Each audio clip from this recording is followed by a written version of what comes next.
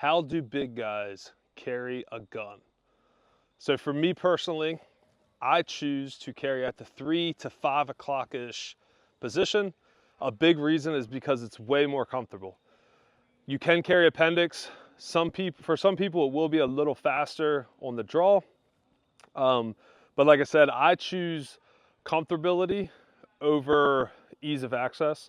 And what I mean by that is, like, I would rather have the gun on me every day, carry it every day, know I'm gonna have it every day because it's comfortable and it just works with my lifestyle, clothes, all that kind of stuff, versus having it in an appendix and it's super uncomfortable, digging into me because I'm in and out of cars all day. So with that, a few tips and tricks, and I have a gray undershirt just to kind of show a little bit of the contrast as we're doing the draws and stuff. Number one is finding a comfortable holster. So I use a T-Rex Arms holster that has a soft backing. Any of those styles are super comfortable. Like literally you could take a nap in, and I literally carry an almost full-size piece with that holster and I barely even feel it. And I do use a pretty big optic. It's got a comp and a flashlight. So with that, a lot of people argue that appendix is faster to draw and get first round on target. While you're probably not wrong, I think it's marginal. If you practice enough with anything, you'll end up getting good with it. So we're gonna do a little bit of a demo just to try to test out. But like I said, ultimately for me, it's to have something that's a little bit more comfortable, that fits with my lifestyle. I don't like that hard plastic digging into my beautiful belly. So just things to think about. And like I said, it's more about what you and your comfort level are. I would much rather students carry a gun comfortably than not carry a gun because it's uncomfortable. So I got a shot timer. All we're gonna do is do a draw to first shot just to see what that draw out of holster to first shot is and go from there.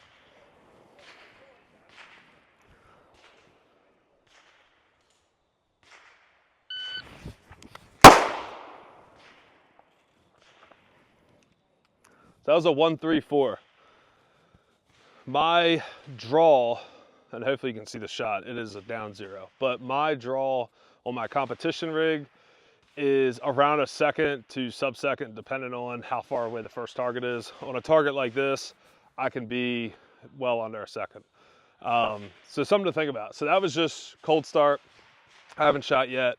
So that was a 1-3-4 from concealment with a t-shirt.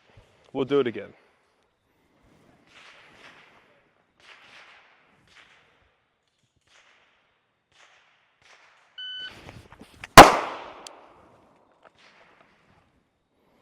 That was a 1-2-0. I was trying to push it a little faster. As you can see, I like shot before I had the gun fully presented. And again, this is just to see this versus an appendix rig. What are the time differences going to be? Personally, I think it's negligible on how much time you'll be faster. And yes, I understand that concealed carry is all about getting your gun on target as fast as you can. But I would put money that most people that are like, oh, you gotta have appendix because it's faster, probably can't even draw their appendix sub-second anyways, so it doesn't really matter. I just did draws from 3 o'clock from concealment, and we know what those times were. I'm gonna let Mike, because he carries appendix. He's not a total like big guy like some of us out there, but I think it'll still give the translation of like how fast can you draw from appendix, from concealment, just t-shirts, nothing crazy, and go from there. So I'm gonna let you do the same thing I did, which is run your own timer. Right. It's on random. And we're literally just draw to one shot, and we're not really going for accuracy. It's just how fast can I get the gun out and make a fairly like just on target hit.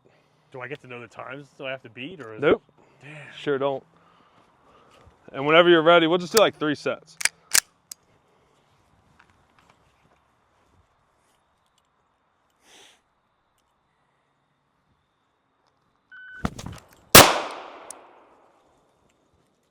103.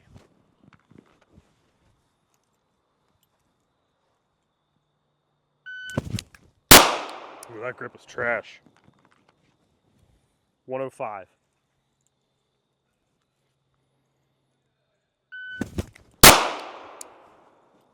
$92. Cool. No, stay out here. All right. So I find that very interesting. What do you think my shots were? Just guessing. 175. Dang. A 157, and then he spiced it up with a 122.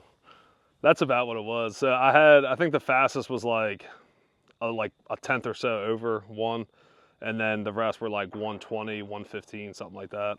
But I find it interesting. So we were kind of chatting about like, you know, is it better to carry appendix versus 3 o'clock? But I really think like you had 1 sub-second. I don't think your hits were really dramatically better or worse at this distance, and I don't really think it matters. But I think it's interesting. So you're talking 0.2 of a second difference off of an appendix draw versus my 3 o'clock draw. And I know you carry appendix, but you're also, the way your work is, you're not like getting in and out of vehicles all day. So No, I do have to sit all day. Most of the time that's fine, but I can also like, I'll sometimes take it off and put it in my lunchbox if I get tired of it. yeah.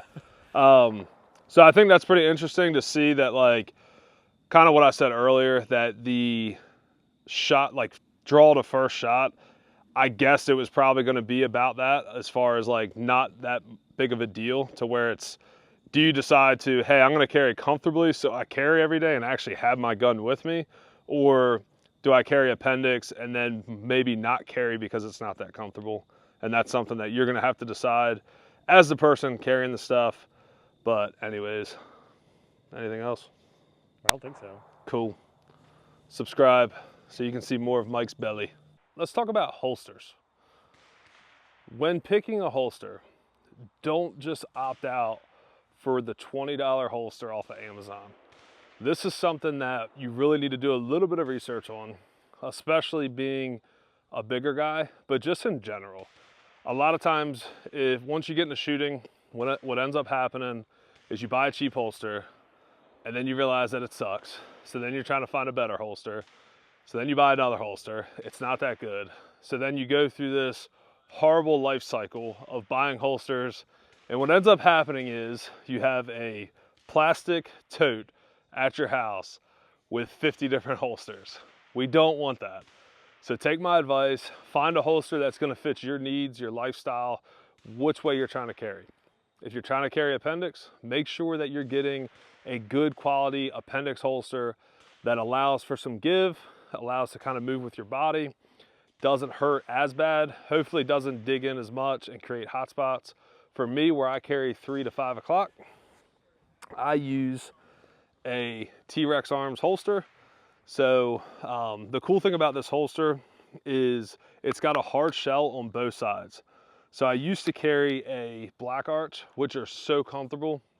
The problem with them though is they just have the hard shell on the one side. I wanted to have something that has Kydex on the outside and the inside to really contain and be safe for the firearm. The second thing is they use this like Lamborghini suede material for the inside. It's not as comfortable as the black arch with like the gel and the mesh and everything they use, but it's still super, super comfortable to where I really don't feel it. And they do these like ventilation holes, but because of the interior Kydex, like, it doesn't breathe that well. Hopefully you can still hear me. So because of the holes, it allows it to breathe a little bit, but it's still not that great. Something else to think about with this holster in particular that I really kind of drew me to is the fact that if you're starting out, this is a 2-in-1. So I can pop the screws off of the back plate and pop on some wings on each side. And now this holster goes from an inside the waistband to an outside the waistband that I can take to the range or do whatever. So for the money, in my opinion, it's a very good bang for the buck, because literally in a matter of like 3 minutes, I can have a whole totally different holster setup that's running outside the waistband. So I highly recommend the T-Rex arms. I know there's a bunch of drama with Lucas leaving and there being stuff, but like ultimately, like, yes, I agree you should spend money with companies that you believe in their core values. I bought this prior to all that stuff going on, but realistically, if I needed another one, it's still a good quality holster. I'm gonna probably buy another one, and it is what it is. But until somebody makes something better or similar, you know, that you can stand behind. So something else to keep in mind is the more you carry, which should be every day, the more you might think about different dot setups and regularly cleaning your gun. Something you'll notice with concealed carry guns is they tend to have a ton of lint and different things. So when you're picking out an optic system, be mindful of that. Now this is the 507 Holosun Comp, which has a super big window. The problem is that window collects every bit of lint you could imagine. So for carry, you might want to go with like a enclosed emitter. So basically the whole window is covered, so it doesn't matter, lint, rain, nothing really gets in there. The other thing is this gun in particular is probably like a smidgen big for concealed carry, but I enjoy it. And then thirdly is thinking that you're gonna sweat while you're wearing this. So you're gonna start to gain a little bit of rust spots on some of the screws, maybe your mag release. So just keep that in mind. Anything that's not covered in Kydex, you're probably gonna sweat is gonna attack it. So think about that. You might wanna put some oil on that stuff just to kind of maintain it. But that wraps up this episode of how to carry as a big guy. If you found value in this video, share it with a fellow big guy, help him out. I promise you, carrying this way is the most comfortable that I've found, and it hopefully will work for you. If you found value in this, be sure to subscribe and like, and please share with some friends. It really helps us grow and spread the message to big guys everywhere.